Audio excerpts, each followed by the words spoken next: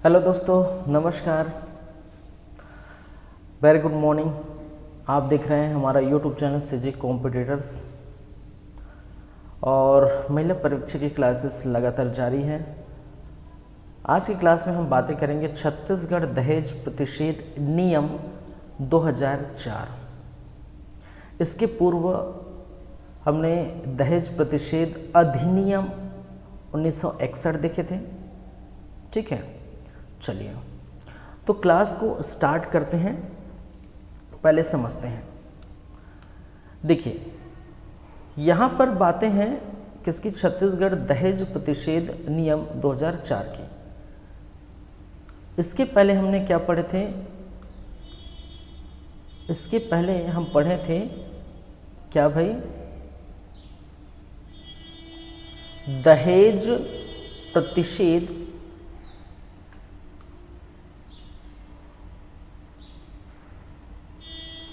दहेज प्रतिषेध अधिनियम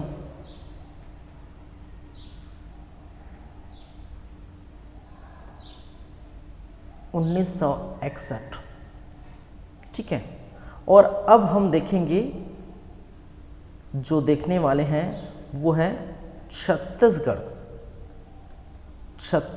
राज्य दहेज प्रतिषेध नियम 2004। ठीक है, चलिए तो उसमें दो चीज है यहाँ पर। एक ये कि यहाँ पर आपको देखने को मिलेगा, एक लिखा है अधिनियम और दूसरा नियम।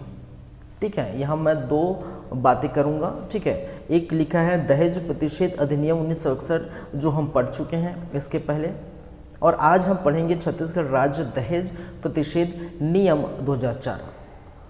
तो दोनों में अंतर क्या है? नियम और अधिनियम में अंतर क्या है?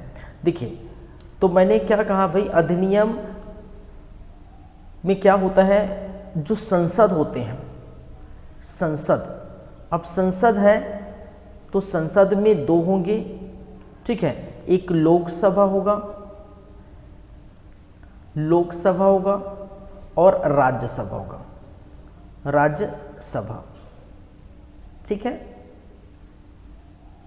लोकसभा और राज्यसभा इन दोनों ने जो है मिलकर क्या कर दिया? पारित कर दिया। ठीक है, कोई एक्ट बनाना है, कोई अधिनियम बनाना है, कुछ चीज़ें लागू करना है, तो होता क्या है? जो संसद है, संसद के दो सदन होते हैं। संसद के दो सदन होते हैं, एक सदन जिसको हम कहते हैं लोकसभा और दूसरा जिसको कहा जाता है राज्यसभा। तो लोकसभा और राज्यसभा क्या कर देते हैं भाई?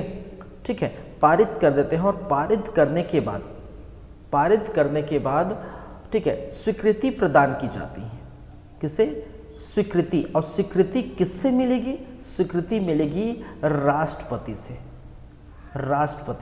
और राष्ट्रपति के स्वीकृति के उपरांत ये बन जाता है अधिनियम। क्या बन जाता है भाई? अधिनियम बन जाता है, या जिसे हम कहते हैं एक्ट बन जाता है। क्या बन जाता है? एक्ट या अधिनियम बन जाता है। ठीक है, चलिए, और यहाँ पर अगर छत्तीसगढ़ राज्य प्रतिषेध नियम की हम बात करें तो जो सरकार तय करती है, सरकार नियम बनाते हैं। जैसे यहाँ पर छत्तीसगढ़ सरकार, छत्तीसगढ़ की बातें कर रहे हैं तो छत्तीसगढ़ सरकार नियम बनाएगी। अगर मध्य प्रदेश सरकार की बातें करते हैं तो मध्य प्रदेश सरकार नियम बनाएगी। ठीक है, उत्तर प्रदेश, बिहार, झारखंड, जितने भी जो भी राज्य हैं, वो अगर उनकी जो सरकार नियम बनाती है तो उसको हम कहते हैं नियम। ठीक है, तो सरकार बनाए गए नियम को हम इसको कह सकते हैं सरकार द्वारा बनाया गया नियम क्या कहलाता है? नियम ही कहलाता है। इसमें हम नियम कहते हैं। लेकिन यहाँ पर जो अधिनियम है, याद रखिए, इसके अंतर्गत, अधिनियम के अंतर्गत हम क्या देखते हैं? हम जो है धारा देखते हैं। ठीक है, सेक्शन देखते हैं। कितने सेक्शन में जो है डिवाइड किया, जैसे हम पढ़े थे ना कि धारा इनके अंतर्गत ये कही गई है, धारा इनके अंदर ये की कही गई है, ठीक है। तो वहीं हम देखे थे भाई इसमें धारा, लेकिन इसमें छत्तीसगढ़ राज्य दहेज प्रतिषेध नियम 2004 में धारा ने देखकर हम इसे नियम कहेंगे, ठीक है, क्योंकि धारा किस में कहेंगे, अधिनियम में कहेंगे। और अधिनियम कैसे बनता है, लोकसभा राज्यसभा 2 सदन होते हैं संसद के, और वो पारित होने के बाद जो स्वीकृति प्रदान की जाती है किसके, राष्ट्रपति द्वारा। स्वीकृति कैसे प्रदान की जाएगी, राष्ट्रपति का यहाँ पर क्या होगा, हस्ताक्षर होगा, ठीक है, राष्ट्रपति का क्या होगा, हस्ताक्षर होगा, और हस्ताक्षर के उपरांत ये एक्ट बन जाता है, अधिनियम बन जाता है, ठीक है। और वो धारा में क्या कहते हैं, जो धारा होते हैं, सेक्शन होते हैं, उसमें डिवाइड होता है। और इसी के संबंध में हम देखे थे कि दहेज प्रतिषेध अधिनियम 1961 में धाराओं की संख्या कितनी है, धारा की संख्या 10 है। और धारा नंबर 10, धारा नंबर 10, धारा नंबर क्या है 10, सेक्शन 10, धारा नंबर 10 में क्या कहा गया है भाई, धारा नंबर 10 में ये कहा गया है कि राज्यों को दहेज प्रतिषेध नियम बनाने की शक्ति होती है, ठीक है। क्या होती है भाई, राज्यों को नियम बनाने की शक्ति होती है। ये किस में कहा गया है, दहेज प्रतिषेध अधिनियम 1961 की धारा नंबर 10 में। धारा नंबर 10 में क्या कहा गया, यही कहा गया है कि भाई किसको, राज्यों को क्या कहा गया है, राज्यों को नियम बनाने की शक्ति है, नियम बनाने की शक्ति, ये हम पढ़े हैं। और इसी का, ठीक है, इसी का सदुपयोग करते हुए, इसी के आधार पर दहेज प्रतिषेध अधिनियम 1961 के धारा 10 के आधार पर जो छत्तीसगढ़ ने जो है छत्तीसगढ़ राज्य ने जो नियम बनाए हैं, और उसी नियम को हम कहते हैं छत्तीसगढ़ राज्य दहेज प्रतिषेध नियम 2004, जो सरकार तय करती है, ठीक है। कौन सी सरकार, राज्य सरकार। कौन तय करेगी, राज्य सरकार। तो राज्य सरकार द्वारा जो बनाए गए नियम को हम क्या कहते हैं, नियम। चलिए, और इसी मुद्दे पर हम बात करेंगे, ठीक है। क्लियर है बातें, दोनों चीजें। तो हम क्या पढ़ने वाले हैं भाई, हमारा टॉपिक है यहाँ पर छत्तीसगढ़ दहेज प्रतिषेध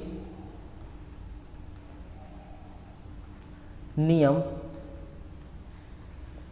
2004। देख लेते हैं इसका परिचय।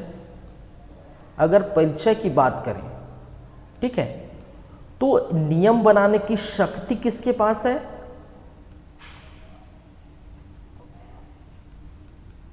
राज्य की शक्ति। नियम बनाने की राज्य की शक्ति कहाँ कहा गया है भाई, कि दहेज प्रतिषेध अधिनियम 1961 के धारा 10 के अंतर्गत, ठीक है, ठीक है। दहेज प्रतिषेध अधिनियम 1961 की धारा 10 के अंतर्गत राज्य सरकार को ये क्या है, शक्ति है कि वो नियम बना सकती है। पहली बातें। चलिए, दूसरी बातें याद रखेंगे, इसका पूरा नाम याद रखेंगे। पूरा नाम क्या है, पूरा नाम जो ऊपर लिखा है वही इसका पूरा नाम है। क्या है भाई, छत्तीसगढ़ राज्य दहेज प्रतिषेध नियम 2004। और ये नियम का उद्देश्य क्या है भाई, इस नियम का उद्देश्य क्या है, तो समझिए इस नियम का उद्देश्य वही उद्देश्य है जो क्या है, जो दहेज प्रतिषेध अधिनियम 1961 का है। तो दहेज जैसी ठीक है जो बुराई है, या दहेज जैसी जो प्रथा है, प्रथा को रोकने का कार्य, ठीक है, करेगा कौन? राज्य सरकार विभिन्न प्रकार के नियम बना के इसको रोकने का कार्य करती है। ठीक है, तो दहेज जैसी बुराई, दहेज जैसी प्रथा को रोकने का कार्य कौन करता है भाई? याद रखेंगे, छत्तीसगढ़ सरकार। एक और चीज याद रखेंगे, ये लागू कब हुआ था? तो लागू का डेट याद रखेंगे 24 मार्च सन 2004। इसलिए नियम में क्या लिखा गया है? दहेज प्रतिषेध नियम 2004 लिखा गया है। तो 24 मार्च 2004 को ये जो है इम्प्लीमेंट हुआ है, लागू हुआ है। चलिए, यदि बात करें इनमें नियम कितने हैं, हम उसमें ये बोल रहे थे कि अधिनियम कितने हैं, ठीक है, या धारा कितनी है, उसमें हम क्या बात करते थे? दहेज प्रतिषेध अधिनियम में धारा कितनी? तो 10 धारा थी। और इसमें नियम कितने हैं भाई? तो नियम याद रखिए, नियमों की संख्या कितनी है? 13 है। कितने नियम हैं? 13 नियम हैं। ठीक है, क्या है? 13 नियम हैं, ये आप याद रखेंगे। बातें क्लियर होनी चाहिए, क्लियर है? ठीक है, तो राज्य की शक्ति किसके तहत है? दहेज प्रतिषेध अधिनियम 1961 के धारा 10 के अंतर्गत राज्य की शक्ति है कि वो क्या बना सकते हैं? राज्यों पर नियम बना सकते हैं। तो छत्तीसगढ़ ने नियम बनाए हैं, वो क्या है? छत्तीसगढ़ दहेज प्रतिषेध नियम 2004। उद्देश्य क्या है? तो दहेज जैसी बुराई प्रथा को रोकने का कार्य करेगी। लागू कब हुआ? 24 मार्च 2004 को। और नियम जो है कितने नियम हैं? 13 नियम है। तो ये देख सकते हैं, छत्तीसगढ़ राजपत्र आपके सामने स्क्रीन पर दिखाई दे रहा होगा। और इसमें लिखा है वो डेट, ठीक है, रायपुर, बुधवार, दिनांक 24 मार्च 2004। ठीक है, 24 मार्च 2004 को ये क्या हुआ था? नियम बना था, इसलिए मैंने लिखा 24 मार्च 2004। क्लियर है बातें?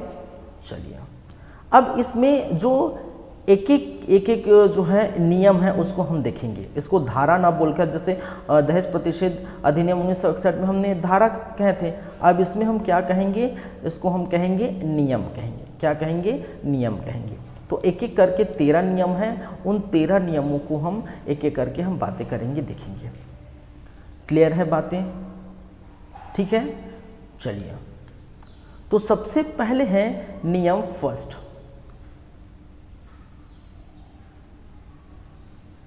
नियम फर्स्ट, इसको धारा ना बोलकर यहां पर हम क्या बोलेंगे? नियम फर्स्ट।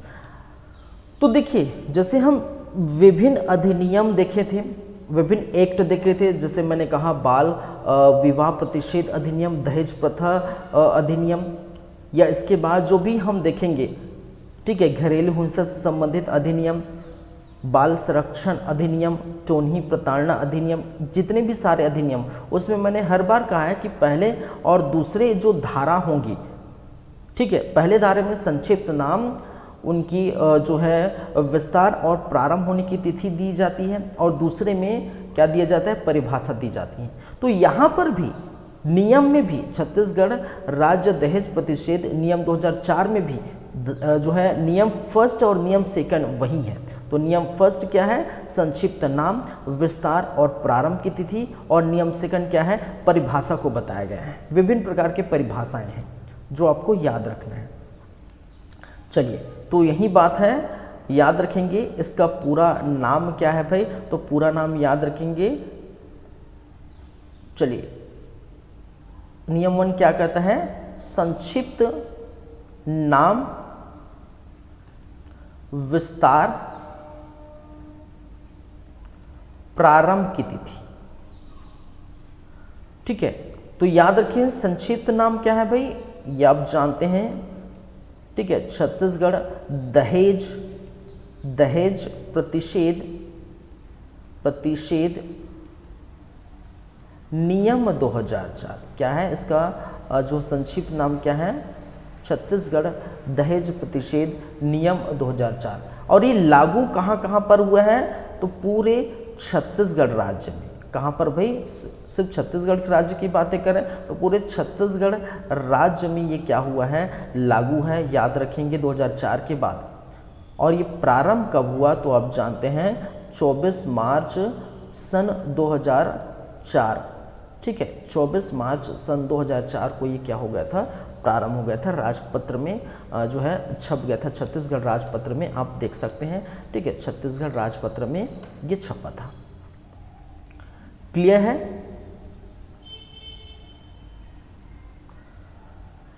चलिए, वहीं कहा गया है इसका छत्तीसगढ़ जो है संक्षिप्त नाम छत्तीसगढ़ राज्य प्रतिषेध नियम 2004, और पूरे छत्तीसगढ़ में ये क्या है जो है ये नियम जो है बनेगी। ठीक है, चलिए देखिए, संक्षिप्त नाम और प्रारंभ ही दिया है, क्योंकि संक्षिप्त नाम ये है और प्रारंभ ये है। विस्तार तो जाहिर सी बात है पूरे छत्तीसगढ़ में होगा, तो मैं भले ही लिख दिया लेकिन यहाँ नहीं लिखा है, लेकिन विस्तार पूरे छत्तीसगढ़ राज्य में होगा, याद रखें। नियम नंबर 2, 13 नियम हम देखेंगे, उसमें नंबर 2, और नियम नंबर 2 क्या बोलता है भाई, परिभाषा को बताता है। ठीक है, इसमें क्या है, परिभाषाएं हैं।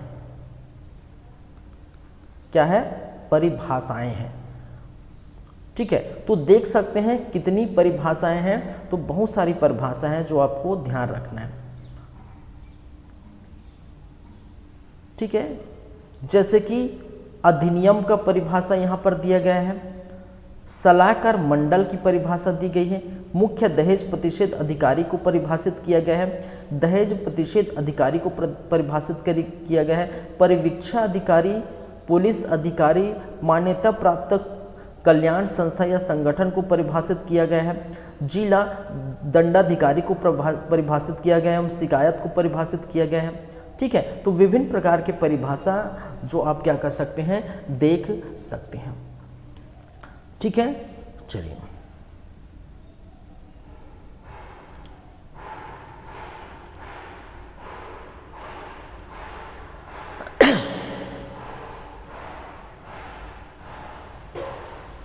चलिए बात करते हैं, आगे बढ़ते हैं परिभाषा में। अब परिभाषा की अगर बात करें तो इसमें विभिन्न परिभाषा दिए हुए हैं। जैसे अधिनियम की परिभाषा दी गई है, तो अधिनियम से अभिप्रेत है दहेज प्रतिषेध अधिनियम 1961 जो हम देख चुके हैं।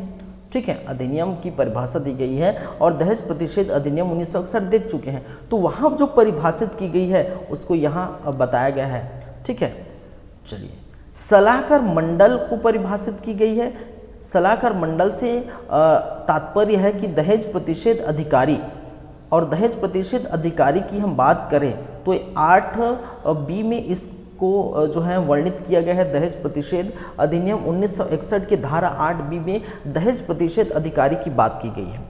ठीक है, और इनको सलाह देने के लिए क्या होगा, एक बोर्ड होगा, एक मंडल होगा जिसको हम कहते थे, ठीक है, सलाह व सहायता करने वाला बोर्ड, या जिसको सलाहकार मंडल कहते हैं। याद रखेंगे एक चीज़ और, इस सलाहकार बोर्ड में मैक्सिमम सदस्यों की संख्या कितनी हो सकती हैं, 5 सदस्य हो सकती हैं। ठीक है, 5 सदस्य हो सकती हैं, और उनमें से याद रखेंगे, उनमें से 2 जो है वो फीमेल होंगे।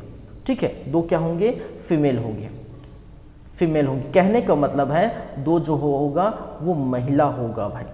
5 सदस्यों में से 2 सदस्य महिला होंगी। ठीक है, मैक्सिमम सदस्यों की संख्या कितनी हो सलाहकार मंडल में, और जो है 5 होगी। ठीक है, और जो क्या करेगा भाई, जो क्या करेगा, दहेज प्रतिषेध अधिकारी को उनके कार्यों के लिए जो सलाह देने के लिए एक बोर्ड जो है रहेगा। ठीक है, चलिए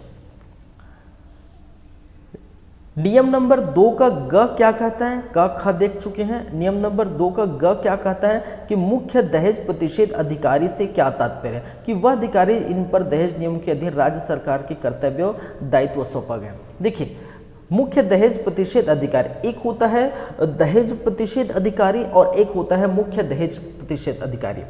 दहेज प्रतिषेध अधिकारी को अलग अलग क्षेत्रों में उसको बांटा गया है, जैसे कि राज्य में, राज्य स्तर पर, ठीक है, या नीचे स्तर पर, या उसके नीचे। ठीक है, उसके क्षेत्राधिकार आप देखें हैं। ठीक है, हमने क्षेत्राधिकार पढ़े, तो दहेज प्रतिषेध अधिकारी बहुत सारे होंगे। ठीक है, नंबर ऑफ दहेज प्रतिषेध अधिकारी होगा। ठीक है, कि हर अलग अलग क्षेत्रों में दहेज प्रतिषेध अधिकारी होंगे, और जिनका बोल सकते हैं गठन कौन करता है भाई, या जिनका नियुक्ति कौन करता है, गठन बोलने से जो संस्था हो जाता है या कोई संगठन हो जाता है, नियुक्ति, ऐसे दहेज प्रतिषेध अधिकारी की नियुक्ति कौन करता है, राज्य सरकार करती है। और राज्य सरकार के प्रति कौन होते हैं, रिस्पॉन्सिबल होते हैं, कौन, दहेज प्रतिषेध अधिकारी।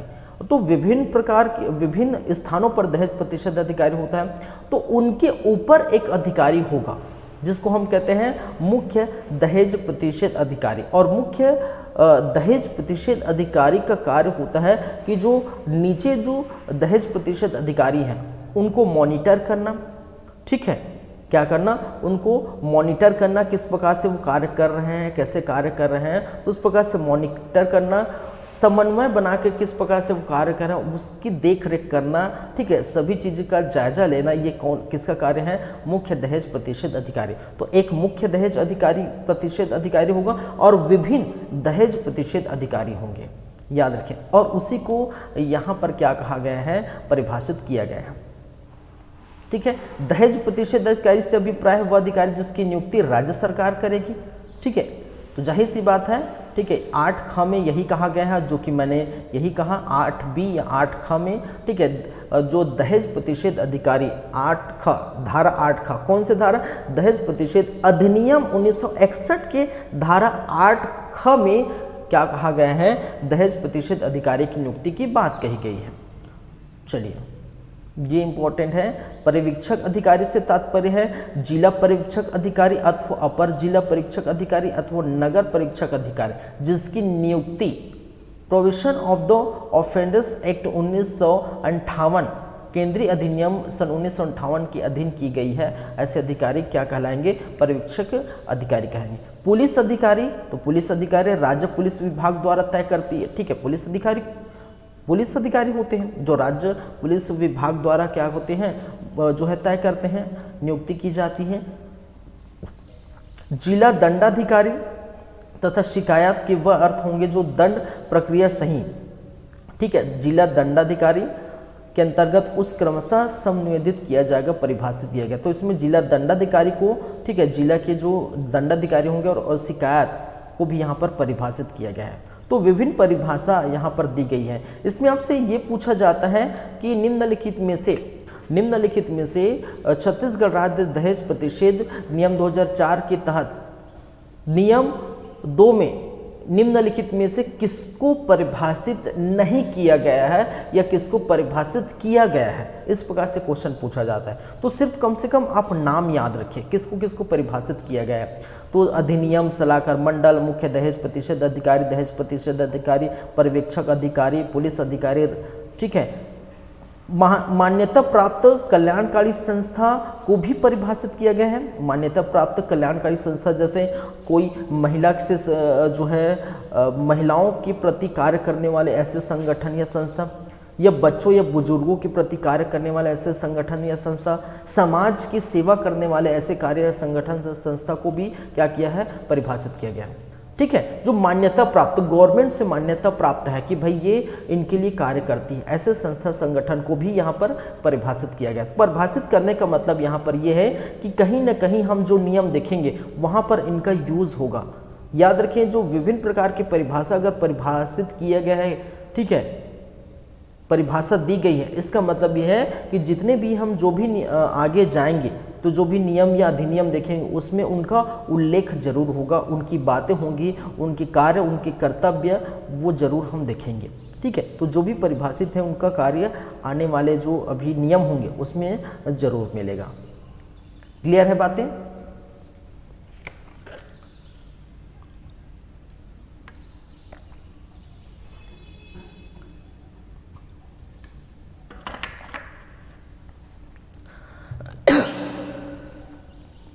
आगे बढ़े। अब देखिए, ये 2 हो गया, नियम 2 क्या कहता है, परिभाषा। नियम नंबर 3, नियम 3 क्या कह रहा है भाई, ठीक है। नियम 3 क्या कह रहा है कि दहेज प्रतिषेध अधिकारी की अधिकारिता की बात की गई है, ठीक है। क्या की गई है, दहेज प्रतिषेध अधिकारी की अधिकारिता। इसका मतलब क्या है, इसका मतलब क्या है कि भाई ये दहेज प्रतिषेध जो अधिकारी होगा उसका क्षेत्र क्या क्या होगा, ठीक है, उसका क्षेत्र क्या क्या होगा। क्षेत्र कहने का मतलब है कहाँ कहाँ वो उनका एरिया होगा। जैसे बोलते हैं ना कि जैसे पुलिस हो गया, ठीक है, जैसे मान के चल पुलिस हो गया, तो आपने मूवी वगैरह में देखे होंगे, या कोई क्राइम वगैरह जो थ्रिलर, क्राइम थ्रिलर, जैसे क्राइम पेट्रोल हो गया, सावधान इंडिया हो गया, ठीक है, ये सब में आपने देखे होंगे। तो किसी का जो मर्डर होता है या कुछ घटना घटती है, हत्या होता है, कुछ घटना घटती है, तो बोलते हैं कि एक थाना में जब शिकायत करने जाते हैं कि भाई यहाँ कुछ हुआ है, तो किस एरिया में हुआ है, इस एरिया में हुआ है, तो ये जो एरिया है हमारे पुलिस एरिया के अंतर्गत या इस थाना के एरिया के अंतर्गत नहीं आता, ठीक है, इस ज्यूरिडिक्शन के अंतर्गत नहीं आता, इस थाना के अंतर्गत नहीं आता, ऐसा कहा जाता है, ठीक है। तो वो एरिया डिसाइड करता है कौन, राज्य सरकार। राज्य सरकार क्या करेगा कि किस अधिकारी को या किस पुलिस, जैसे पुलिस की मैं बात कर रहा हूँ, पुलिस को कितने एरिया तक उनको जो है क्या है, ये उनका कार्य है जो उस एरिया तक वो कर सकता है, ठीक है। तो हमारे एरिया तक, हमारे थाने तक नहीं आता करके अब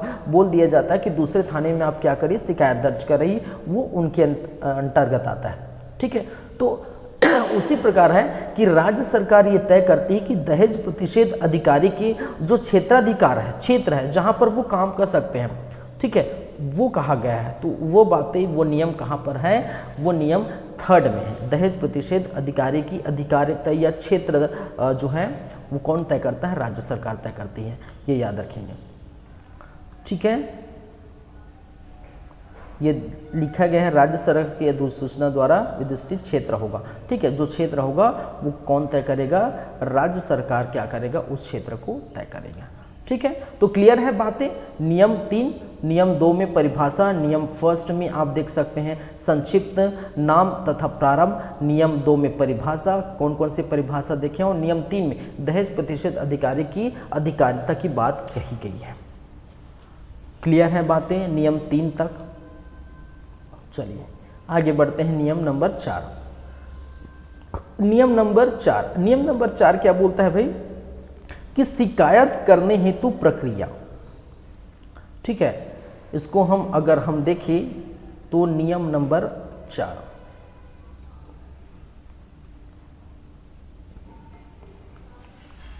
क्या कहा गया है, शिकायत करने की प्रक्रिया को कहा गया है, प्रोसेस, ठीक है। आप कैसे शिकायत कर सकते हैं, यदि आप जैसे मान के चलिए जो है दहेज मांगने या जो है दहेज लेने देने की जो बात हुई है, ठीक है, तो उसकी शिकायत कौन कर सकते हैं। मान के चलिए किसी 2 पक्षों में शादी हो रहा है, ठीक है, और लड़की पक्ष को क्या कहा गया है, लड़के पक्ष द्वारा कि हमें इतना जो है दहेज चाहिए, मान के चलिए 10 लाख का दहेज चाहिए, कार चाहिए, बंगला चाहिए, जो भी उन्होंने मांगा, ठीक है, मांगने की बात कही, तो इसके लिए महिला पक्ष शिकायत करना चाहती है, तो वो कैसे कर सकती हैं, इन्हीं बातों को कहा गया है। तो नियम 4 क्या कहता है, शिकायत करने की प्रक्रिया। तो शिकायत करने की प्रक्रिया जैसे कि यहाँ पर लिखा है, आप देख सकते हैं, कोई भी व्यथित व्यक्ति का मतलब होता है, ठीक है, व्यथित व्यक्ति का मतलब होता है कि वो पीड़ित व्यक्ति, व्यथित व्यक्ति का मतलब क्या होता है भाई, पीड़ित को हम क्या बोलते हैं, व्यथित व्यक्ति। तो जो व्यथित व्यक्ति होगा, जो पीड़ित व्यक्ति होगा, अथवा उस पीड़ित व्यक्ति के माता पिता, अथवा ऐसे पीड़ित व्यक्ति के अन्य संबंधी कहने का मतलब है जो रिश्तेदार होंगे, ठीक है, रिश्तेदार कहने का मतलब है चाचा चाची हो सकते हैं, दादा दादी हो सकते हैं, मामा मामी हो सकते हैं, ठीक है। तो कोई भी रिश्तेदार हो सकता है, या कोई अभिभावक हो सकता है, कोई संरक्षक हो सकता है, ठीक है, वो क्या कर सकते हैं, शिकायत दर्ज करा सकते हैं। तो कौन कौन शिकायत दर्ज करा सकता है, पहली बातें तो खुद पीड़ित करा सकते हैं, दूसरी बातें उनके माता पिता करा सकते हैं, तीसरी बातें कोई भी संबंधी, कहने का मतलब कोई भी रिश्तेदार, जैसे मैंने कहा जो है चाचा चाची, नाना नानी, जो है बड़े पापा बड़ी मम्मी, कोई भी है, कोई भी रिश्तेदार क्या करा सकते हैं, शिकायत दर्ज करा सकते हैं। अथवा चौथे नंबर ये बात की गई है कि जो मान्यता प्राप्त कल्याणकारी संगठन या संस्था करा सकता है, ठीक है, मान्यता प्राप्त कल्याणकारी संस्था, जैसे कि मैंने बताया कि महिला के प्रति जो कार्य कर रहे हैं ऐसे कल्याणकारी संस्था, जो बच्चों से संबंधित कल्याणकारी संस्था है, जो बुजुर्गों से संबंधित कल्याणकारी संस्था है, जो समाज के लिए कार्य कर रहे हैं, समाज सेवा वाली कल्याणकारी संस्था है, जिन्होंने जो मान्यता, जो राज्य सरकार या केंद्र सरकार द्वारा दी गई मान्यता प्राप्त कल्याणकारी संस्था, ऐसे कल्याणकारी संस्था भी क्या करा सकता है, जाके वहाँ शिकायत दर्ज करा सकता है। ठीक है, और शिकायत दर्ज कराने का प्रक्रिया क्या है, किसी को भेज कर करा सकता है, डाक की सहायता से करा सकता है, और अधिकारी को लिखित जो है शिकायत देकर करा सकती है। तो इसको अगर लिखना चाहें तो शिकायत करने की प्रक्रिया में, ठीक है, पहली ये पॉइंट आएगा कि कौन कर सकता है।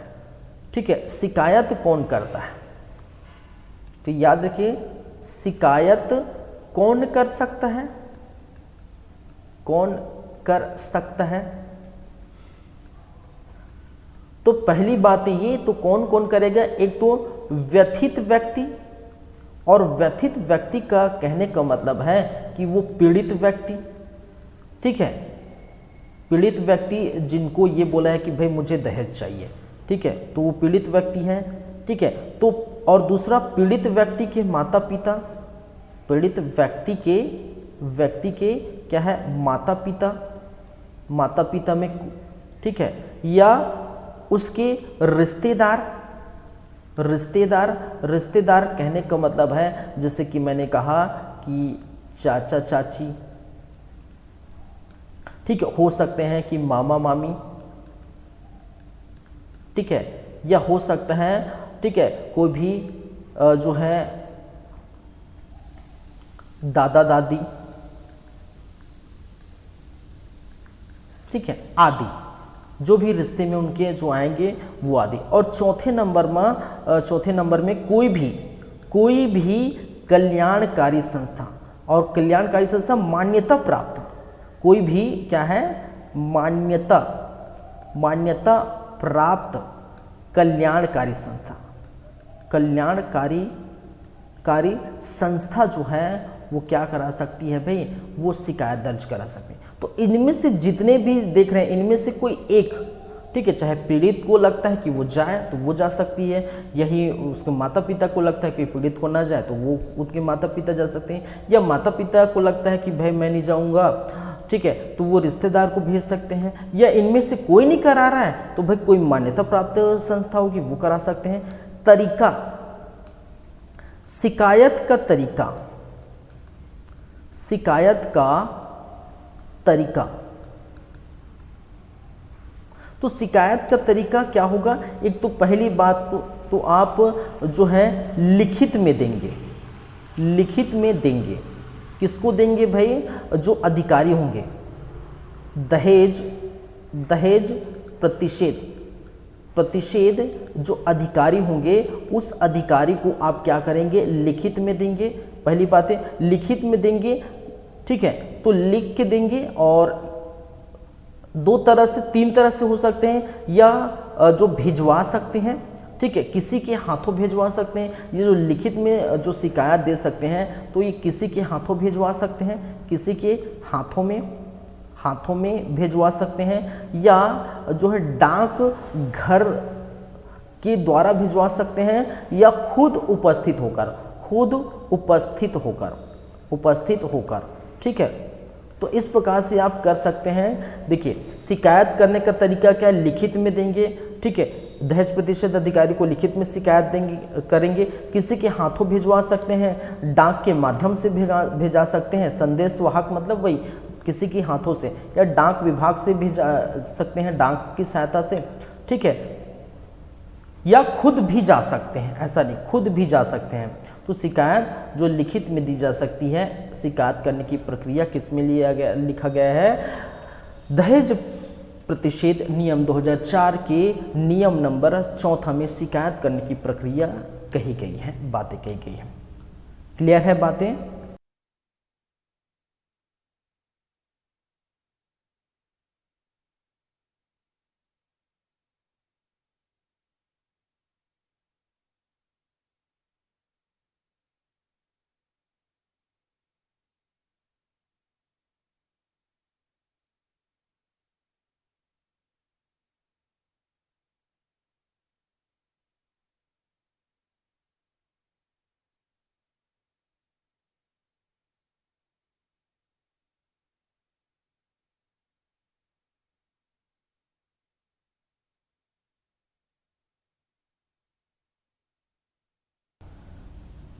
चलिए नेक्स्ट आगे बढ़ते हैं भाई,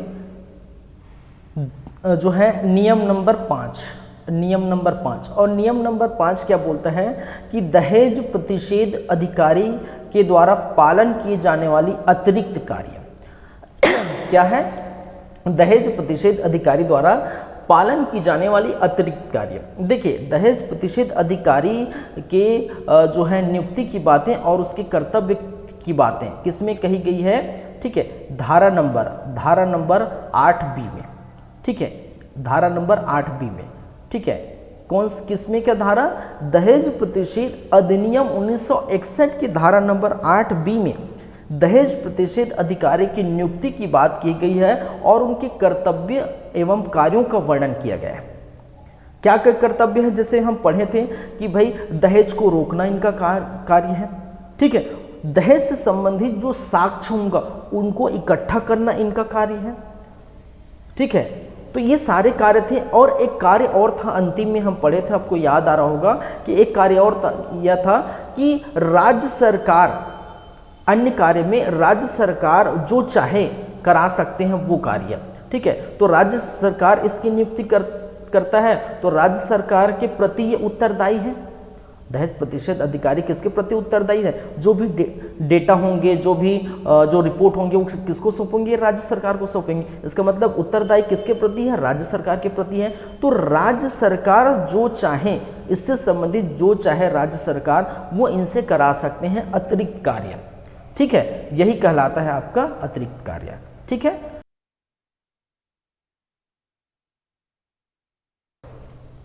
चलिए,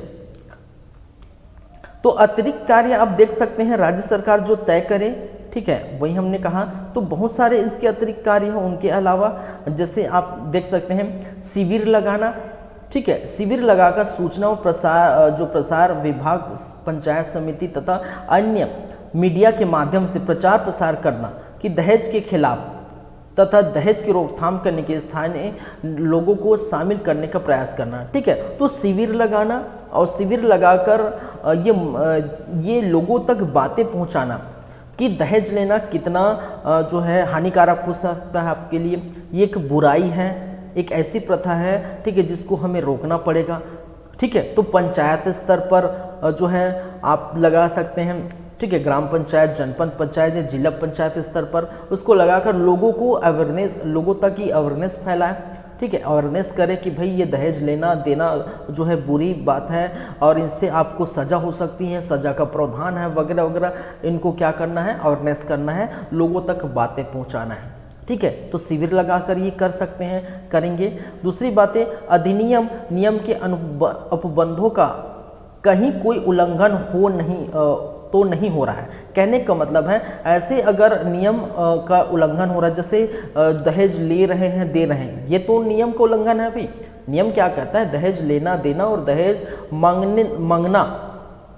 ठीक है, ये क्या है? ये भाई ये ठीक है, ये बोल सकते हैं इसके लिए दंड है।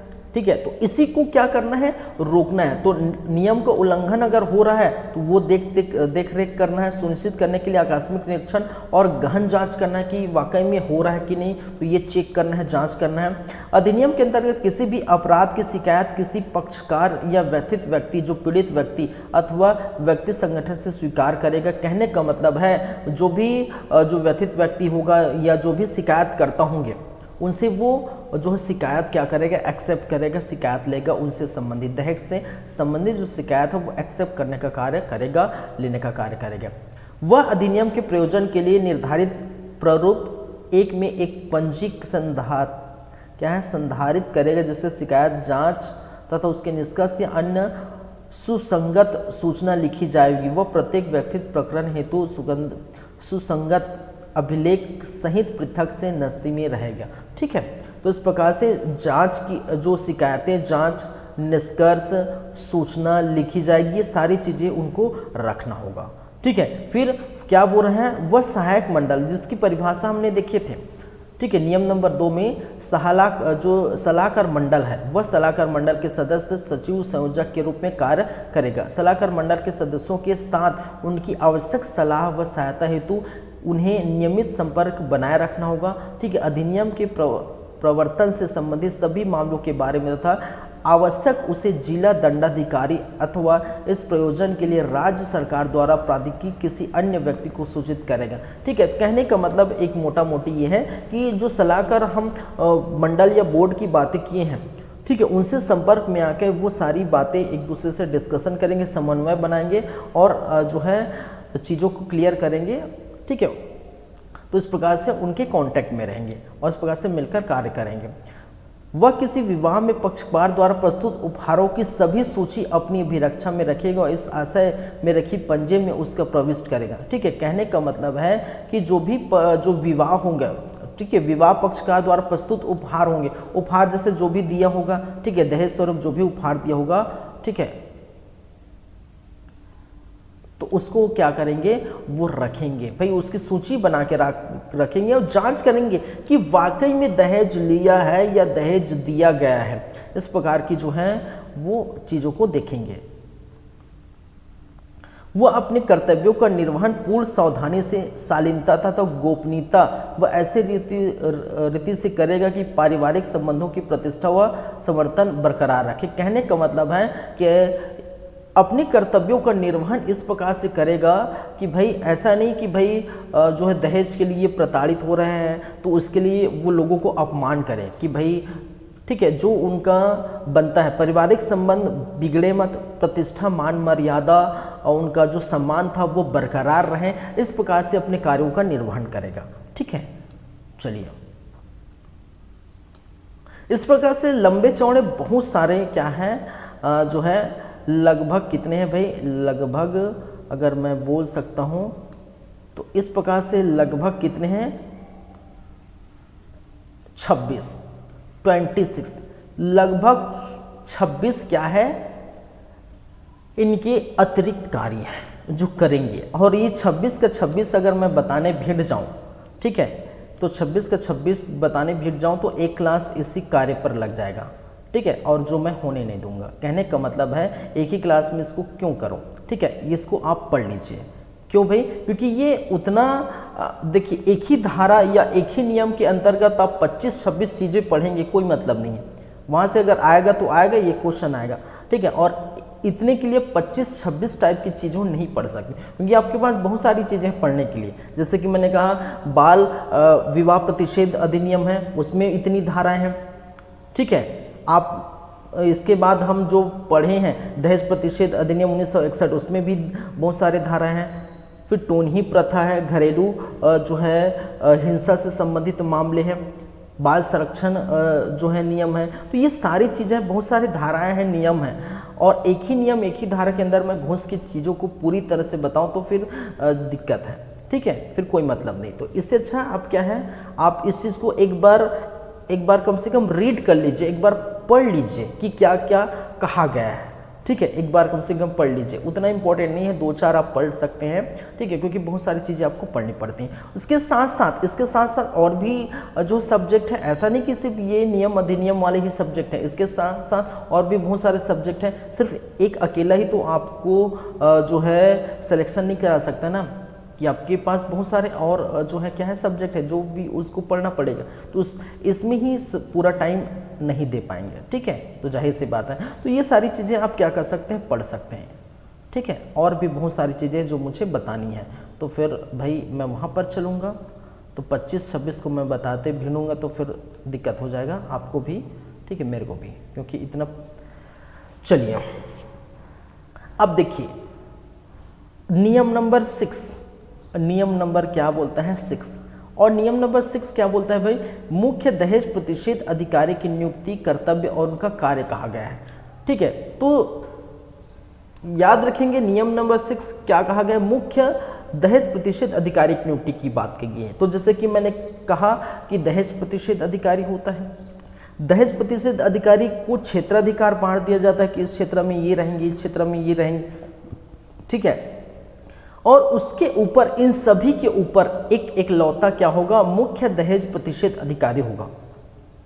जो नीचे जितने भी अधिकारी होंगे, जो दहेज प्रतिषेध अधिकारी होंगे, उनसे जो है क्या है, उन सबको, ठीक है, कंट्रोल करेगा, उन सबके मध्य समन्वय बैठा के रखेगा, कंट्रोल करेगा, वो किस प्रकार से कार्य कर रहे हैं, किस प्रकार से उनका कर्तव्य है, ठीक है, वो सभी जो है कौन तय करेगा, मुख्य दहेज प्रतिशत अधिकारी, ठीक है। और इसके ऊपर तो राज्य सरकार ही होंगी, जाहिर सी बात है। तो इसके क्या क्या कार्य हो सकते हैं, तो देख सकते हैं राज्य सरकार संपूर्ण राज्य में दहेज प्रतिशत संबंधित कार्य के प्रशासन व समन्वय रखने के लिए संबंधित विभाग के वरिष्ठ अधिकारी को मुख्य दहेज प्रतिशत अधिकारी का नामनिर्देशित किया गया है। कहने का मतलब दहेज प्रतिशत अधिकारी की जो है परिभाषा दी गई है कि कौन हो सकते हैं, तो वह हो सकते हैं सबसे ऊपर बॉस, जो नीचे जो जितने भी दहेज प्रतिशत अधिकारी हैं उन सब पर संबंध बना के, ठीक है, उन सबको जो है कंट्रोल कर रखें, उनके कार्य कर्तव्यों को पूरी तरह से उन पर जो है,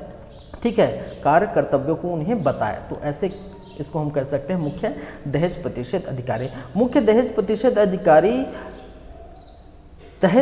अधिकारी के कार्यों में समन्वय बनाता है, दहेज प्रथा रोकने, जनता के बीच जागृति लाने, ठीक है, जिम्मेवार रखने, दहेज प्रथा की बुराई को जड़ से मिटाने की दृष्टि से कार्य करवाएगा, ठीक है। तो वही जो मैंने कहा, क्या कहा कि ऊपर जो बॉस होगा मुख्य दहेज प्रतिशत अधिकारी, वो नीचे जो दहेज प्रतिशत अधिकारी है उनको दहेज कैसे रोका जाए, ठीक है, जो है उन, ठीक है, साथ ही साथ लोगों पे जागरूकता कैसी लाया जाए, ठीक है, ये ऐसी बुराई है, इसको कैसे ख़त्म किया जाए। तो इस प्रकार से जो है उनको समझाएंगे कि लोगों तक ये अवेयरनेस फैले। तो ये करवाएगा कौन, मुख्य दहेज प्रतिशत अधिकारी की कार्य है। चलिए इसमें कितने हैं भाई, इसमें नहीं है 6-7 है, ठीक है। चलिए शासन द्वारा समय समय पर वांछित ऐसे आंकड़े तथा संबंधित विषयों तथा दहेज प्रतिशत अधिनियम के कार्यान्वयन की प्रगति तथा वार्षिक प्रतिवेदन निर्माण व प्रस्तुति के लिए मुख्य दहेज प्रतिशत अधिकारी उत्तरदायित्व होगा। कहने का मतलब है समय समय पर, देखिए वार्षिकी यहाँ पर क्या किया गया है, ठीक है, समय समय पर वांछित ऐसे आंकड़े, देखिए ये दहेज प्रतिशत अधिकारी क्या करेगा, एक वार्षिक रिपोर्ट सौंपेगी। याद रखेंगे किसको, राज्य सरकार को एक वार्षिक रिपोर्ट सौंपती है कि भाई हमने ये रिपोर्ट बनाई है, ठीक है, दहेज से संबंधित जो शिकायत होंगी, ठीक है, दहेज से संबंधित जो भी मामले होंगे, जो भी मुद्दे होंगे, उससे संबंधित एक वार्षिक डेटा तैयार करेगा। और राज्य सरकार के प्रति ये भी उत्तरदायित्व होता है क्योंकि राज्य सरकार इनको भी नियुक्ति करता है और दहेज प्रतिशत अधिकारी को भी नियुक्ति करता है। तो मुख्य दहेज प्रतिशत अधिकारी और दहेज प्रतिशत अधिकारी दोनों क्या होते हैं भाई, राज्य सरकार के प्रति उत्तरदायी होते हैं या राज्य सरकार को अपना क्या देंगे, रिपोर्ट सौंपेंगे, ठीक है। तो याद रखिए जो दहेज प्रतिशत अधिकारी है वो 3 महीने में, प्रति 3 महीने में, याद रखेंगे जो दहेज प्रतिशत अधिकारी है वो 3 माह में अपनी रिपोर्ट देते हैं, लेकिन जो मुख्य दहेज प्रतिशत अधिकारी है वार्षिक रिपोर्ट सौंपेंगे राज्य सरकार को, ठीक है, जो राज्य सरकार इनकी नियुक्ति की है। तो छत्तीसगढ़ में अगर छत्तीसगढ़ राज्य सरकार जो है इसकी नियुक्ति की है तो इसकी बात करेंगे, ठीक है, मुख्य दहेज प्रतिशत अधिकारी है। चलिए ठीक है, राज्य शासन के समस्त विभागों को मुख्य दहेज प्रतिशत अधिकारी ने प्रभाव के लिए अनुदेश जारी करेगा। क्या क्या अनुदेश जारी करेगा, राज्य शासन के समस्त विभागों को, ठीक है, जो भी समस्त विभाग होंगे, ठीक है, विभागों को मुख्य दहेज प्रतिशत अधिकारी निम्नलिखित प्रभाव के लिए अनुदेश जारी करेगा। क्या जारी करेगा कि अपने विभाग के तुरंत बाद प्रत्येक शासकीय कर्मचारी अपने विभागाध्यक्ष को घोषणा पत्र भर कर देना है कि उसके कोई दहेज नहीं लिया है, ठीक है। कहने का मतलब कोई दहेज नहीं लिया है, इसका घोषणा पत्र लिखकर देना होगा मुख्य दहेज प्रतिशत अधिकारी को। इस घोषणा पत्र में क्या लिखा होगा, पत्नी, पिता और ससुर के हस्ताक्षर होंगे, ठीक है। पत्नी के, पिता के, जिन्होंने शादी किया है वो क्या करेगा, वो मुख्य दहेज प्रतिशत अधिकारी को क्या करेगा, एक लेटर देगा कि भाई मैंने दहेज नहीं लिया है, ठीक है। और इसके लिए साइन किसका किसका चाहिए, उसकी पत्नी का, अपनी पत्नी का, ठीक है, पिता का और उसके ससुर का, ठीक है। ससुर भी तो चाहिए भाई, बेटी का जो है बाप है तो उसका भी तो हस्ताक्षर चाहिए, ठीक है। नहीं तो दबाव में ऐसे होगा कि पत्नी दबाव में आकर साइन कर रही, पिता तो नहीं कर सकता ना, ठीक है। कहने का मतलब जो स्त्री है उसका पिता तो नहीं कर सकता, मतलब उसका ससुर, ठीक है। तो उसका ससुर, उनके खुद का पिता और उनकी पत्नी, ये तीनों का हस्ताक्षर चाहिए। और हस्ताक्षर करके, ठीक है, उसमें दहेज नहीं लिया है ऐसा लिख कर, ठीक है, वो सौंपेंगे, ठीक है। ऐसा आदेश जारी कौन करेगा, मुख्य दहेज प्रतिशत अधिकारी जारी करेगा। वर्ष में एक एक निर्दिष्ट दिन को दहेज प्रतिषेध दिवस के रूप में मनाया जाएगा। ठीक है, एक दिन वर्ष में एक बार दहेज प्रतिषेध दिवस के रूप में मनाया जाएगा। ठीक है, विद्यालय और महाविद्यालय व अन्य संस्थाओं में छात्रों को दहेज न लेने देने का शपथ दिलाएगा। ठीक है, जैसे बोलते हैं ना कि अवेयरनेस फैलाने के लिए, ठीक है, जो भी बुराई चीज़ है, या जैसे बाल विवाह है, ठीक है, या टोनी प्रथा, ये सभी के लिए विद्यालय में, ठीक है, महाविद्यालय में बच्चों तक ये बातें पहुंचाने के लिए सामाजिक जो बुराई है, ठीक है, इन सामाजिक बुराई कितनी बुरी है और किस प्रकार से इसको दूर किया जा सकता है और कैसे हमें इस चीज़ से छुटकारा पाने, कैसे जड़ से ख़त्म करना है, इस चीज़ का अवेयरनेस फैलाने तक, इस अवेयरनेस पहुंचाने के लिए विद्यालय महाविद्यालय में बच्चों को ये चीज़ें क्या करती हैं, सिखाई जाती है, बताई जाती हैं। तो बच्चों को क्या है, विद्यालय महाविद्यालय में या अन्य संस्थाओं में जागरूकता लाने के लिए ऐसी शपथ दिलाई जाती हैं। ठीक है, चलिए, तो ये इनका कार्य है, किनका, मुख्य दहेज प्रतिषेध अधिकारी। तो मुख्य दहेज प्रतिषेध अधिकारी की बातें कहाँ हैं, नियम नंबर 6 में। तो ये याद रखिए, ध्यान रखिए। चलिए, क्लियर है बातें।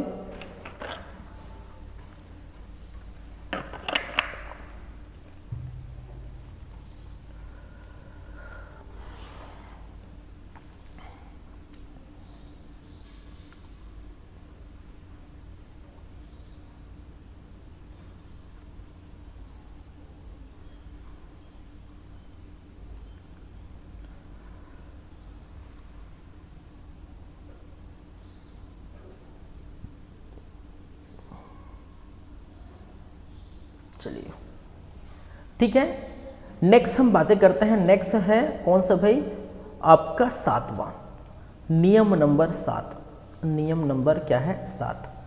अब नियम नंबर 7 क्या बोलता है, ये थोड़ा जरा पढ़िए।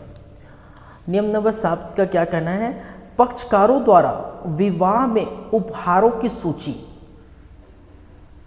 का प्रस्तुतिकरण। ठीक है, तो देखिए, जैसे कि शादी हुआ, अब शादी होने के बाद कुछ सामग्री दिया गया है। ठीक है, वधु पक्ष को, वधु पक्ष द्वारा वर पक्ष को कोई सामग्री दिया गया है, तो उसके लिए सूची बनाएगा, सूची तैयार करेगा कि भाई हमें ये फलाने ने ये सामग्री दी गई है। ठीक है, जैसे वहाँ हमने देखे थे जो दहेज प्रतिषेध अधिनियम 1961 में हम देखे थे कि वो सूची बनाएगा। ठीक है, ताकि हम दहेज नहीं लिए, इस बात का व्याख्या किया जा सकता है। ठीक है, इस बात का जो है प्रस्तुतिकरण करें कि हमने दहेज नहीं है। तो चाचा ने ये अलमारी दिया है, ठीक है, मामा ने ये फ्रिज दिया है, या किसी ने टीवी दिया है, किसी ने क्या दिया है, ये सबकी सूची तैयार करनी पड़ती है। तो वो मैंने कहा था 1961 वाले अधिनियम में। और यहाँ पर भी है, उपहारों जो मिला है उसका क्या करना है, सूची बनाना। तो विवाह के 1 माह के भीतर, याद रखिए, जैसे विवाह हुआ, ठीक है, मान के चलिए 1 अगस्त को विवाह हुआ, तो 30 अगस्त तक, ठीक है, विवाह के 1 माह के भीतर, अभी अगस्त चल रहा है, ठीक है, विवाह के 1 माह के भीतर किसी विवाह के पक्षकार गण अथवा, ठीक है, अथवा माता पिता अथवा इनमें से कोई भी एक को दहेज प्रतिषेध नियम 1985 के अनुसार तैयार उपहारों की सूची की एक प्रति जो है संबंधित दहेज प्रतिषेध अधिकारी को देना होगा। 1900, देखिए, मैंने जब 1961 वाला अधिनियम बताया था, पढ़ाया था, ठीक है, तो मैंने बताया था दहेज प्रतिषेध अधिनियम में 2 बार संशोधन हुए थे। दहेज प्रतिषेध अधिनियम 1961 में 2 बार संशोधन हुआ था, एक 1984 में और दूसरा 1986 में। जो 84 में संशोधन हुआ था वो 86 में इम्प्लीमेंट हुआ, कहने के बाद 86 में उसको लागू किया गया, एक शायद अक्टूबर 86 में, सॉरी 85 में, अक्टूबर, ध्यान नहीं आ रहा है, आपको पढ़ाया भी हूँ।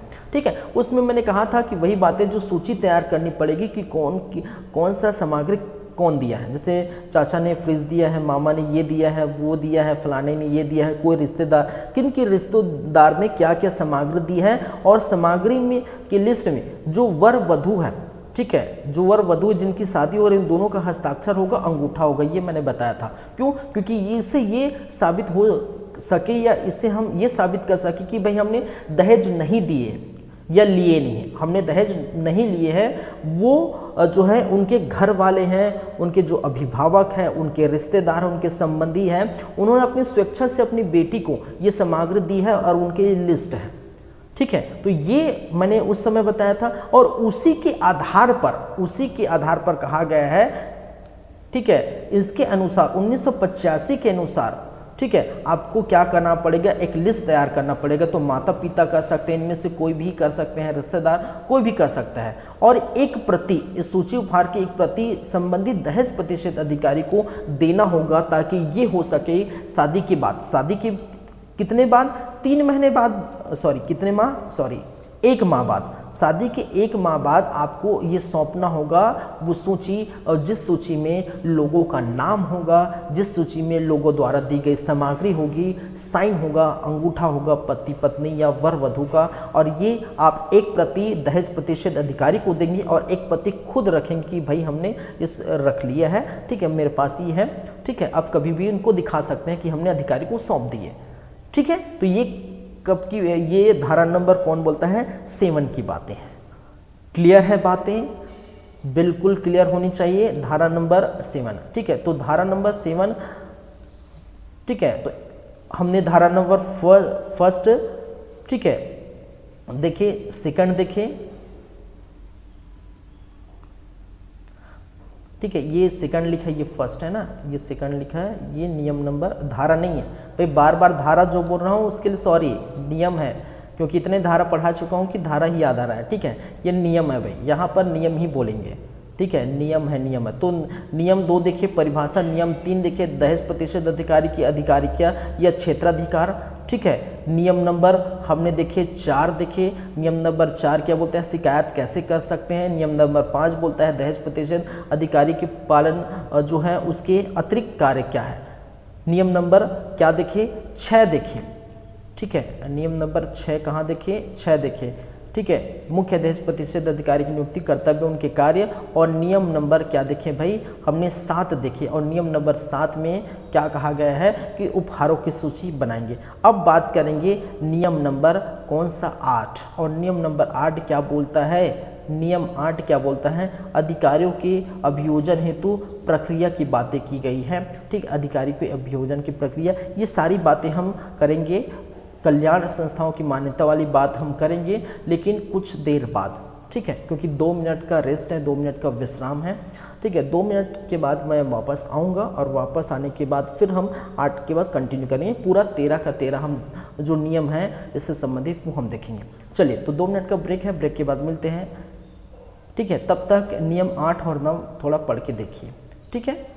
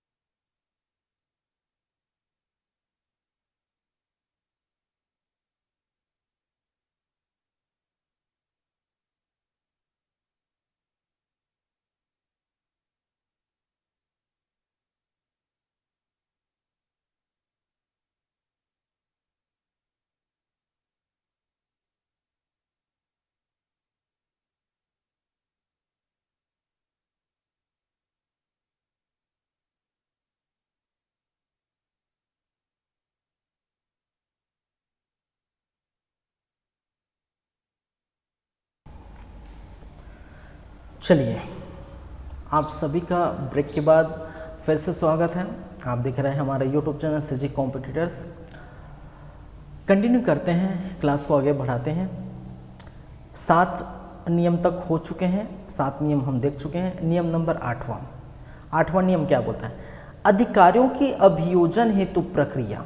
ठीक है, दहेज प्रतिषेध अधिकारी द्वारा जांच किए गए शिकायत के समस्त प्रकरणों में प्रथम दृष्टता अपराध होना जब पाया जाता है, तब लिखित बयानों, कार्यवाही के सभी संबंधित प्रलेखों तथा अपने निष्कर्षों के सार के साथ अपराधी की अभियोजन हेतु प्रतिवेदन समक्ष दंडाधिकारी के समक्ष जो है प्रस्तुत करना होगा। ठीक है, ये नियम 8 है, लेकिन आपके लिए उतना जरूरी नहीं है। ठीक है, आप पढ़ भी सकते हैं, नहीं भी पढ़ सकते हैं।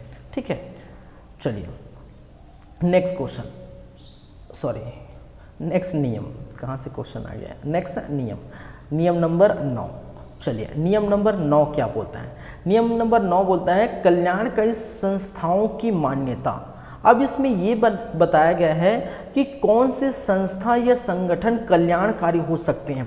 कल्याणकारी कहने का मतलब जो समाज सेवा करें, ठीक है, जो महिलाओं और बच्चों के प्रति समाज सेवा करे, बुजुर्गों के प्रति समाज सेवा करे, अन्य जो समाज सेवक जो है संस्था हो, उसको कौन सी संस्था है, किस प्रकार की संस्था होगी, ठीक है, जिसको मान्यता मिलेगी। तो कल्याण संस्थाओं को मान्यता कैसे मिलती है वो जरा देख लेते हैं। तो कल्याणकारी संस्था अथवा संगठन निम्नलिखित प्रकार के किसी भी कार्य में समर्पित हो तथा कम से कम, याद रखेंगे, कम से कम 3 वर्ष तक, कितने वर्ष तक भाई?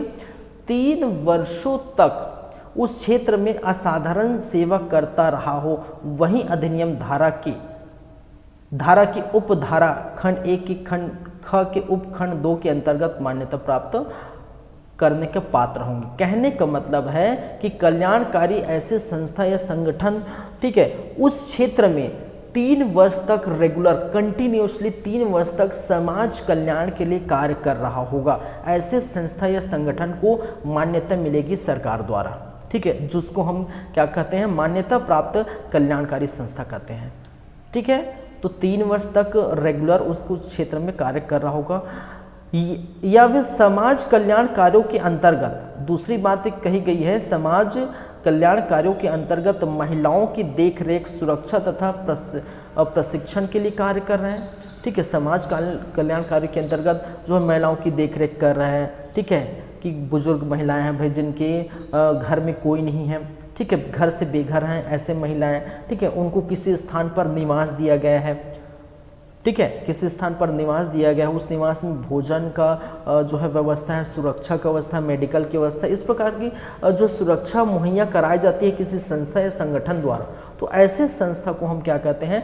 जो मान्यता देते हैं, केंद्र सरकार द्वारा मान्यता दी जाती है, केंद्र या राज्य सरकार द्वारा। ठीक है, केंद्र सरकार अपने स्तर पर, राज्य सरकार अपने स्तर पर। तो अपनी राज्य सरकार की बात करें तो राज्य सरकार देंगी। चलिए, राज्य स्तर पर अथवा अखिल भारतीय स्तर पर, देखिए राज्य स्तर पर या अखिल भारतीय स्तर पर का महिलाओं का संगठन, विख्यात महिला समाज अथवा महिलाओं का संगठन। तो राज्य सरकार अथवा अखिल भारतीय स्तर पर महिलाओं का संगठन या विख्यात महिला समाज, महिलाओं का संगठन, इस प्रकार का जो है संस्था होगी, उसको मान्यता मिलेगा। ठीक है, सामाजिक सुरक्षा जिसमें निराश्रितों की देखभाल व सुरक्षा, बच्चों का, महिलाओं को उद्धार की कार्य कर रहे हैं। तो ऐसे जो संस्था जो निराश्रित व्यक्ति है, ठीक, जिसका कोई आश्रय नहीं है, ऊपर कोई आश्रय, जैसे मैंने कहा उसके कोई बच्चे नहीं, या बच्चे ने उनको क्या है छोड़ दिया है, या बच्चे दूसरे जगह रहते हैं, ऐसे जो बुजुर्ग हैं उनकी देखभाल और सुरक्षा, बच्चों की, महिलाओं की देखभाल सुरक्षा करने वाली ऐसी संस्था या संगठन को क्या मिलती है? मान्यता मिलती है, जिसको हम कहते हैं मान्यता प्राप्त कल्याणकारी संस्था। कहने का मतलब है कि कल्याणकारी संस्थाओं को कैसे मान्यता मिलेगी, ये नियम नंबर 9 बोलता है। ठीक है, सामाजिक बुराई मिटाने में रुचि रखने वाले वकीलों का संगठन, ऐसे वकीलों के संगठन को जो है मान्यता दी जाएगी, जो समाज में हो रही बुराई को रोकने में कार्य करते हैं। ठीक है, समाज के अंदर जो कार्य करते हैं, ऐसे अ ग्रुप ऑफ वकील को क्या कहेंगे? उनको मिलेगा, क्या मिलेगा? मान्यता मिलेगा। याद रखेंगे।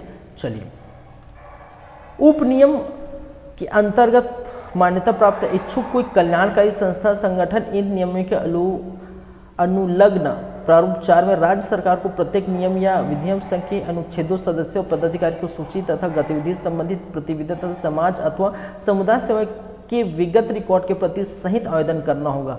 ठीक है, ये कहा गया है। बहुत सारी बातें हैं जो आप पढ़ सकते हैं। ठीक है, चलिए इसको आप पढ़ लीजिए, उतना जो है ज़रूरी नहीं है कि कल्याणकारी संस्था को कैसे मान्यता प्राप्त होती है, आपके लिए उतना आवश्यक नहीं है। ऐसे यहाँ से क्वेश्चन नहीं पूछे, आपकी आवश्यक क्वेश्चन जो पूछे जाएंगे वो है नियम नंबर 10, 11 और 12 जो बहुत मोस्ट इम्पॉर्टेंट है, जो आने वाले हैं। नियम नंबर 10, नियम नंबर 11 और नियम नंबर 12। ठीक है, तो नियम नंबर 10 हम देख लेते हैं जो आपके काम का है। चलिए तो बात करेंगे अब नियम नंबर 10 की। ठीक है, इस नियम में क्या बोल रहा है कि भाई सीमा व शर्तें जिनके अधीन दहेज प्रतिषेध अधिकारी पुलिस अधिकारी की शक्ति का प्रयोग कर सकता है। ऐसा कहने का मतलब है जो पुलिस अधिकारी जिस प्रकार की शक्ति अपनी करती है, कैसे करते हैं, जैसे कि अगर कुछ अपराध हुआ तो पुलिस स्टेशन में जाएंगे तो पहले एफआईआर दर्ज कराते हैं, एफआईआर दर्ज कराएंगे और एफआईआर दर्ज के अनुसार जो भी आपने एफआईआर दर्ज कराया कि मुझे जो मारपीट हुआ है या जो भी हुआ है, जो भी शिकायत करा है, उस अपराध के अनुसार, उस एफआईआर दर्ज के अनुसार पुलिस क्या करेगी, छानबीन करेगी कि वाकई में ये हुआ है कि नहीं। यदि हुआ है तो उस बंदे को जो है उठा के पूछताछ करेगी। ठीक है, उस बंदे के आसपास के लोगों से पूछताछ करेगी, इन्वेस्टिगेशन करेगा। ठीक है, अगर सही साबित हुआ या जो भी साबित हुआ तो वो न्यायालय में उसको प्रस्तुत करेगा, उस बंदे को जिन्होंने अपराध किया है, और उन पर ये आरोप साबित हो जाता है कि ये इन्होंने अपराध किया है तो उसके अनुसार वो न्यायालय में उसको क्या करेगा, जो है वहाँ पर ले जाएगा और न्यायालय उसके आधार पर, इन्वेस्टिगेशन पुलिस रिपोर्ट के आधार पर न्यायालय क्या करती है भाई, उसको सज़ा देती है, जो सज़ा का प्रावधान है।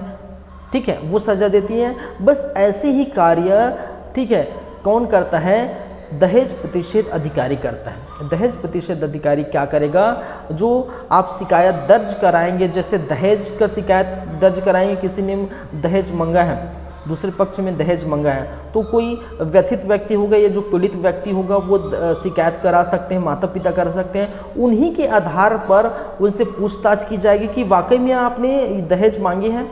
ठीक है, मांगे हैं हाँ या नहीं, या छानबीन करेगी कि मांगे हैं कि नहीं। तो छानबीन से ये पता चलेगा कि उन्होंने दहेज मांगे हैं, और दहेज जब मांगे हैं तो उनको भाई न्यायालय में प्रस्तुत कौन करेगा, यही दहेज प्रतिषेध अधिकारी। तो एक तरह से जैसे पुलिस अधिकारी किसी जो है अपराध के लिए ये कार्यवाही करती है, ये पूरा प्रोसेस करता है, उसी प्रकार दहेज प्रतिषेध अधिकारी भी ये पूरी कार्यवाही करती है।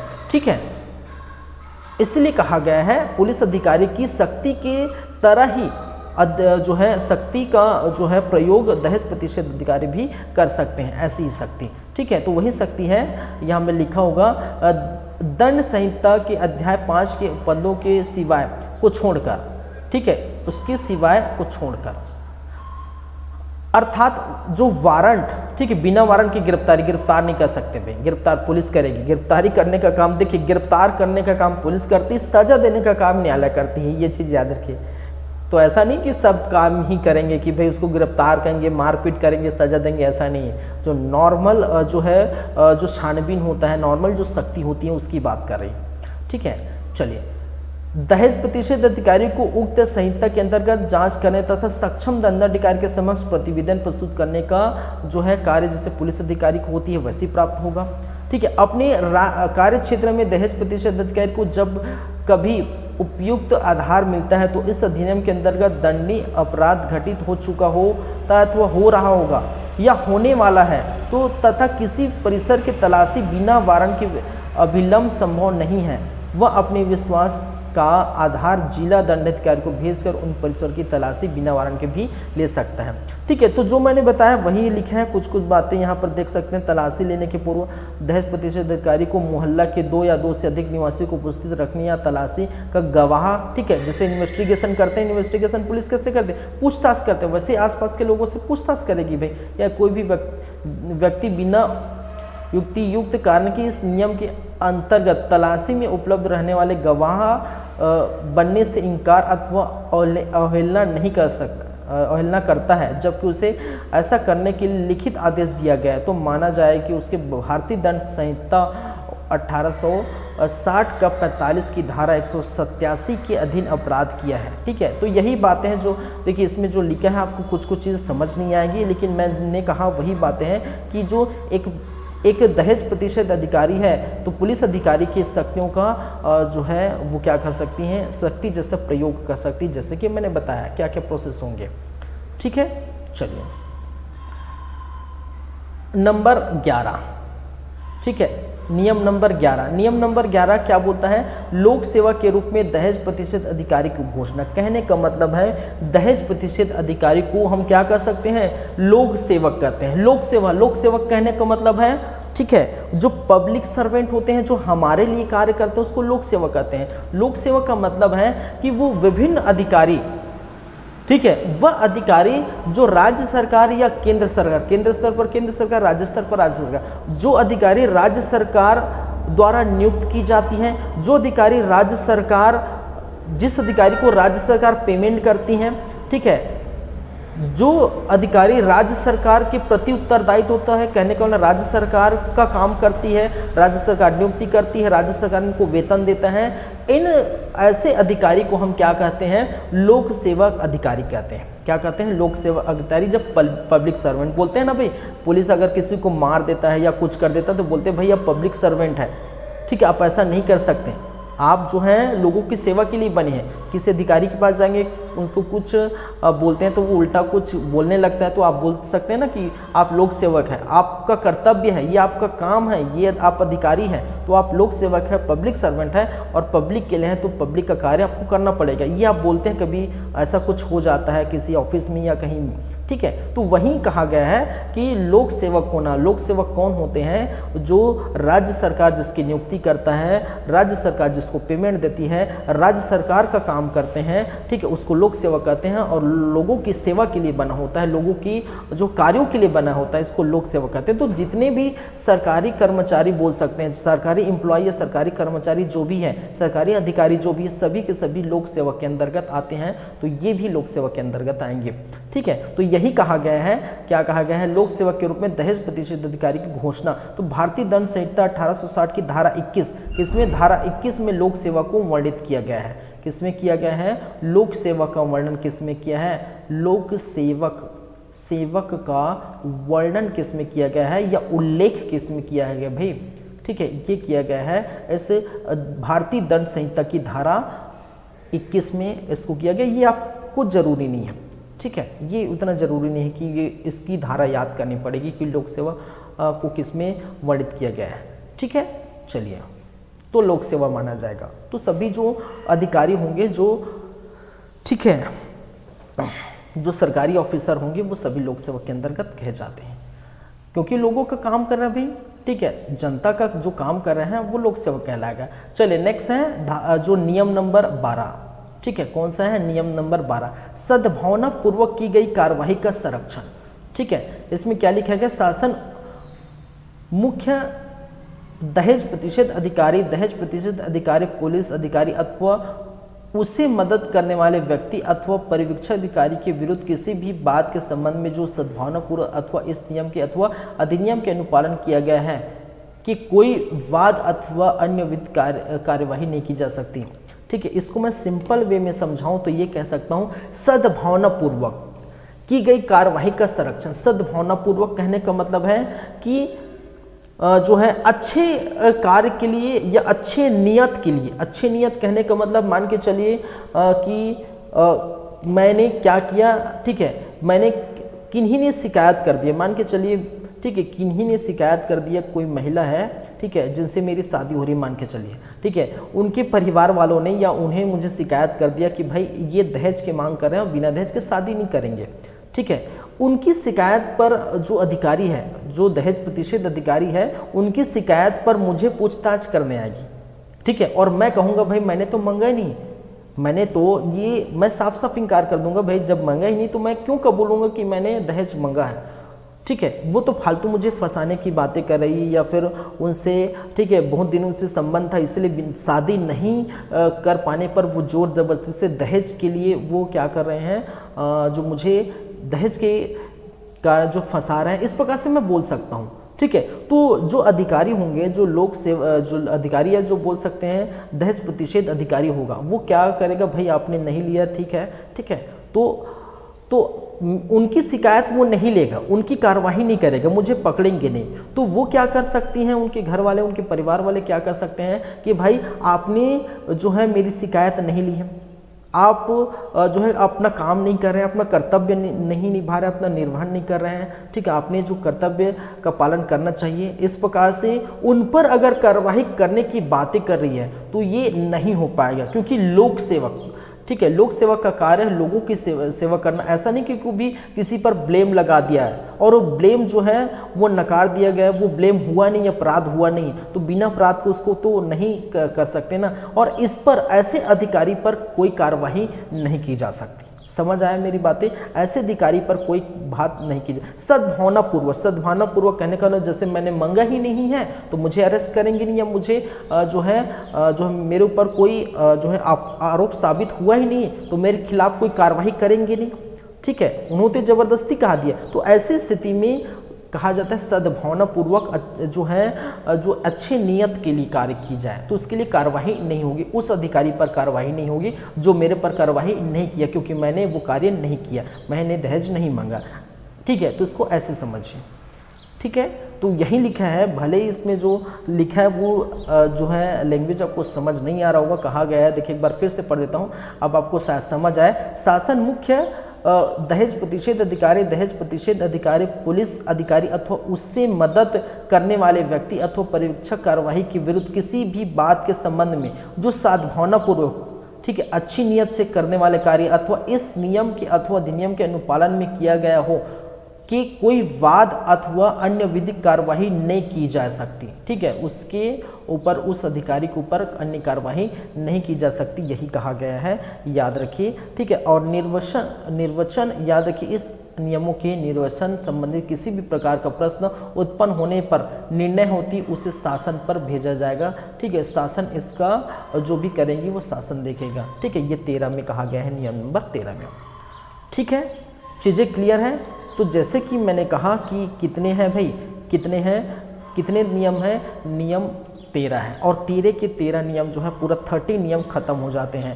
ठीक है, ये ऐसे जो है शिकायत कैसे कर सकते हैं उसका वो जो है एक जो है फॉर्मेट बताया गया है। ठीक है, एक प्रारूप जो है पेश किया गया, फॉर्मेट बताया गया है। ठीक है, शिकायत की सूची यहाँ पर है, याचिकाकर्ता का जो है जिन्होंने शिकायत करे उसका नाम, पता, विवाहित जोड़े के साथ संबंध, विवाहित के नियम या संबंध तिथि। ठीक है, ये सारी चीज़ें, इसको आपको याद करने की ज़रूरत नहीं, मैं जस्ट ऐसे ही बता रहा हूँ।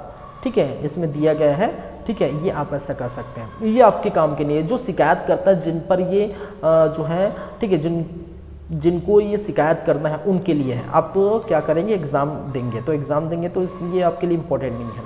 ठीक है, चलिए, ये प्रतिवेदन वगैरह दिया गया है। ठीक है, चलिए, और ये कुछ प्रारूप हैं और फॉर्मेट है। दहेज प्रतिषेध अधिकारी के समक्ष उपस्थित हेतु सूचना ये है। ठीक है, तो ये आप के लिए नहीं है, ये फॉर्म है, ऐसे आप क्या है, इस प्रकार से फॉर्म भी दिया गया है, तो ये आपके लिए नहीं है। जैसे कि मैंने बताया, आप एग्ज़ाम देंगे तो एग्ज़ाम वाले बातें जो है नियम नंबर 13 तक ही सीमित है।